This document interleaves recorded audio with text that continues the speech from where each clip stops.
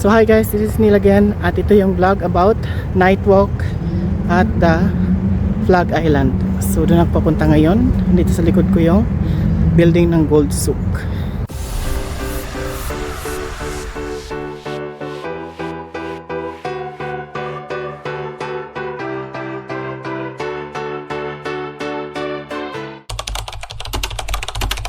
So yan yung skyrise building ng Sharjah sa side na to. And doon papunta yung Gold Souk. Masyado siya maliwanag kaya i-darken natin yung mode ng camera. Ganyan siya. So ito pala yung nakikita ko nung time na yon na tinatanong ko sa taxi driver kung yan ba yung palace or kung ano ba yan. Gold Souk pala ito. So yan na siya. Yan ang parking area. Ito yung building niya. So mainly closed na yung area kaya makukuhanan na lang natin ang capture nito, yung building.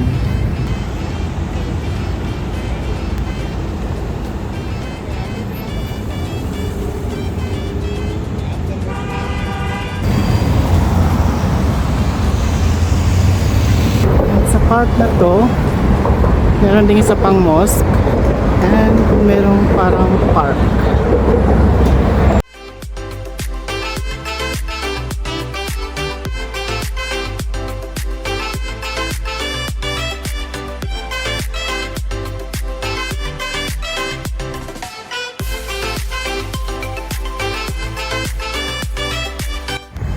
So sa palibot nito is meron ding mga picnic areas. Marami din nagpi-picnic ngayon at meron nandun yung mosque. And dito na ako sa kabilang side ng Gold Souk. So ayan yung Gold Souk. Galing kasi ako doon sa kabila dahil pinatawid ako ng pinagtanungan ko para daw mas madali yung daan. So dito ako dadaan. At ayun yung Flag Island. So doon ako aakyat-kyat sa hagdanan na to. Kasi papunta yun sa road ng island. Again, dyan na naman yung Gold Souk building. So dito tayo tatawid. Mayroong maliit na mosque. So shout out kay Kabayan. Yun yung nagturo sa akin. Dito ako dumaan kasi yun yung pinaka best way na daanan papunta ng Flag Islands. Daan ako dito sa subway nito. Tapos ikot lang daw ako dito sa side. Nakikita ko na yung daan papunta doon. So ayun na yung flag, yes. Makakapunta na ako doon. So aakyat ako sa hagdan na yan.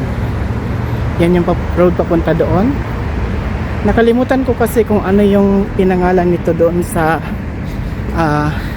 tourist guide ng hotel sa Dutchery Albait. May pangalan kasi doon eh. So lagay natin yung video sa background kasi para makita naman ako. Yan. So pinapagod ko yung sarili ko ngayon. Mag 11:30 na, dito pa lang ako. Gabi, 11:30 ng gabi na. So ang ganda dito. So ayan siya. Pupunta na ako doon. Ang ganda dito. Ganda ng view.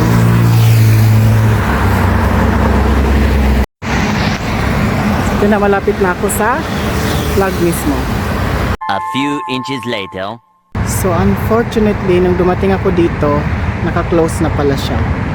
Pero still, napicturean ko pa din at nakuha na ng video. So check ko doon kung pwede pa akong pumunta sa loob. Sana pwede pa kahit close na siya. So dito ako mag-shortcut. Dito na lang ako sa may river. Ganda ng lighting ng river. Yung mga ministry yata yung dito.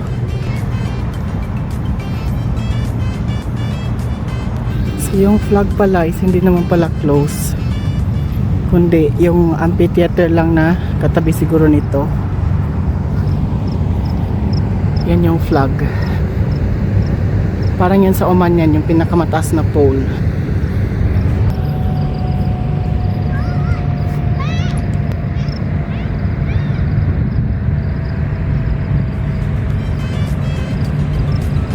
I-enjoy ko na lang yung paglalakad ko dito habang gabi kasi mag 12 PM na. So binawi ko lang yung kahapon na sobrang tulog ko dahil pagod ako. Kapagurin ko na naman yung sarili ko ngayon. So yan, nasa likod ko na yung flag. Yan siya. Yun. So dito ako pupunta. Yan, ang ganda ng lighting dito. Kaya interested akong makita itong lugar na ito sa gabi kasi naka-light up yung buong railing area. So ganyan siya.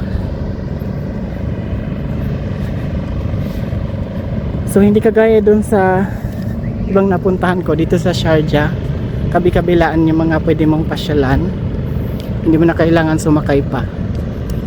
So magsawa ka nakakalakad dito. So ngayon ko lang na-enjoy yung aking tour dito sa Sharjah kasi ngayon lang din ako nagpunta dito. Pero ang ganda pala. So yan, medyo darken ko yung mode ng camera kasi para makita yan. Ang ganda maglakad dito.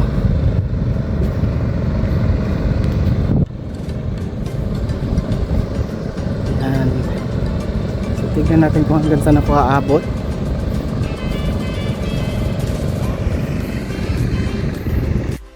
Yan, ang ganda tignan.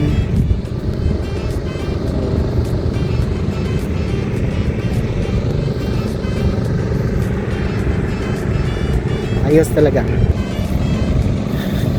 So kung ako'y mag-exercise dito araw-araw, gusto ko ito. Papayat siguro ako dito ng maayos kasi maganda tignan. Tapos sa gabi ang jogging or walking. So nag-i-enjoy ako sa ilaw. So mahaba pa raw yung area na to. So anyway, try natin lakarin. So 15 minutes before 12, maglalakad pa rin ako dito sa, hindi ko alam ng pangalan, kalimutan ko yung pangalan kasi nga may pangalan ito eh. Mamaya alamin ko yung pangalan nito pag uwi ko sa hotel. Andiyan na yung flag. So doon ko na i-check sa dulo kung pwede akong sumakay ng taxi papunta doon sa hotel kasi ayoko nang bumalik. Ang hirap bumalik ng ganito kalayo. Ang layo ko na. Ayun, malapit na raw ako. Kunti na lang. Nakapagod. Okay lang kasi nakapagpahinga naman ako kagabi. Kaya tama lang to. Yan ang ganda ng lighting. Yan. Napakaganda ng lighting. Illuminated talaga. Okay. Kasi yun na pala yung dulo nito. So malapit nga lang pala.